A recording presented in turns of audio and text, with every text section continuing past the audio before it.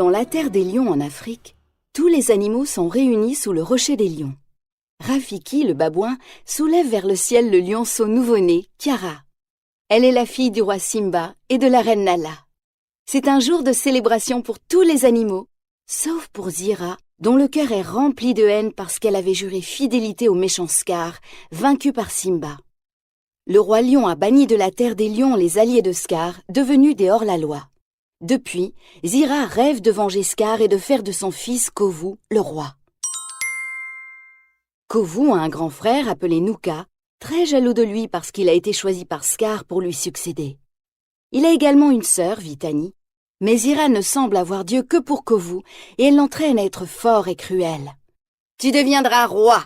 déclare-t-elle en le regardant avec des yeux couleur de feu. Rien n'arrêtera Zira. Elle veut faire la guerre à Simba et à sa fierté.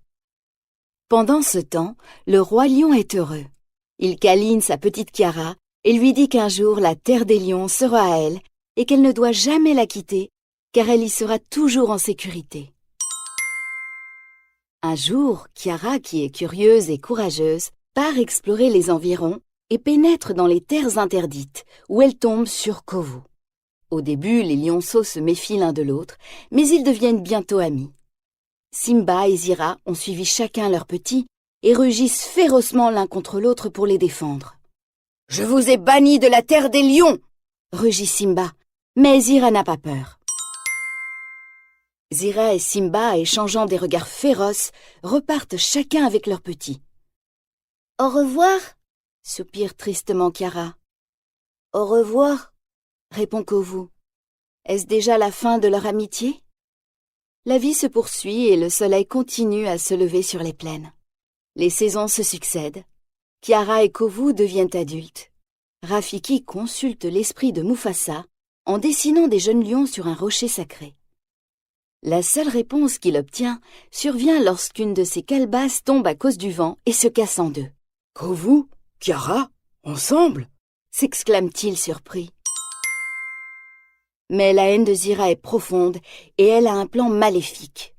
Le jour de la première chasse de Kiara, elle provoque un terrible incendie dans la plaine et quand Kiara semble piégée par les flammes, elle envoie Kovu la sauver. Elle agite ainsi pour que Kovu gagne la confiance de Simba afin d'en profiter ensuite. Kovu est un jeune lion plein de force et au prix de grands efforts, il parvient à ramener Kiara en sécurité dans la terre des lions. Peu après, Simba arrive avec Rafiki et Kovu demande la permission de rester parmi eux. Simba ne lui fait pas confiance, mais puisqu'il a sauvé sa Kiara chérie, il ne peut pas refuser. Simba ignore que Kovu obéit aux ordres de sa mère. Maintenant qu'il pense avoir sa confiance, Kovu attend que Simba soit seul pour l'attaquer. Mais Kiara lui saute dessus. « Bonjour !» dit-elle en riant.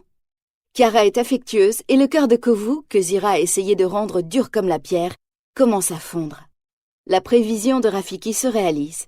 Kiara et Kovu tombent amoureux, parce qu'ils sont faits l'un pour l'autre, comme les deux moitiés d'une calebasse. Mais les sentiments des deux lions n'entament pas la haine de Zira. Quand Vitani lui dit que Kovu a rejoint la troupe de Simba, elle devient furieuse. « Non, Kovu ne peut pas nous trahir !» rugit-elle. Et elle se prépare pour l'attaque finale.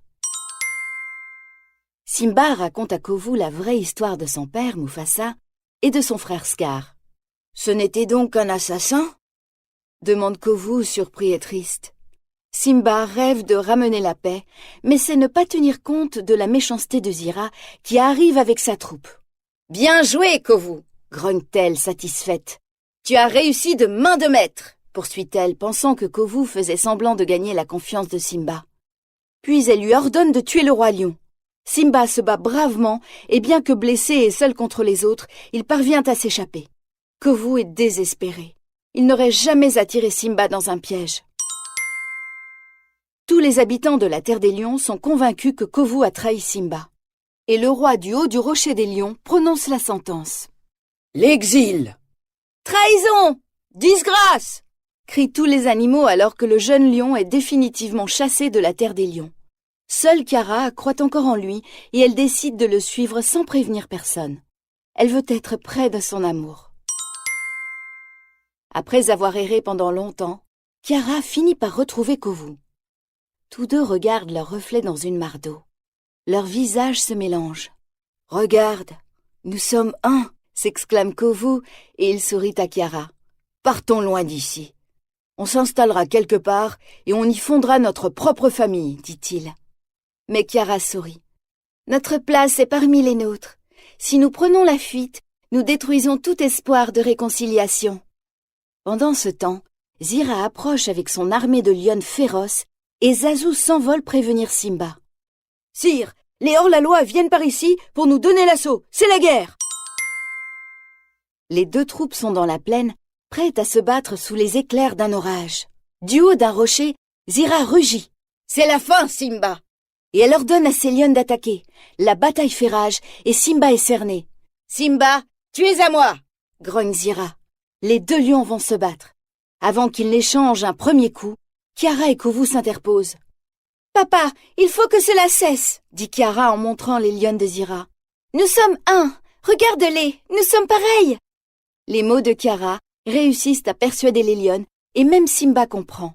La bataille n'a pas de sens. La paix est la bonne réponse à la haine de Zira. Même les hors-la-loi, fatigués de la cruauté de Zira, décident de rejoindre Simba. La méchante Zira, qui voulait semer la haine entre les deux troupes, a été vaincue en tombant dans la rivière en crue. Aujourd'hui, on célèbre l'union de Kovu et de Kiara. La paix règne entre les lions, un précieux trésor qui brille sur la terre des lions, comme le soleil chassant les nuages.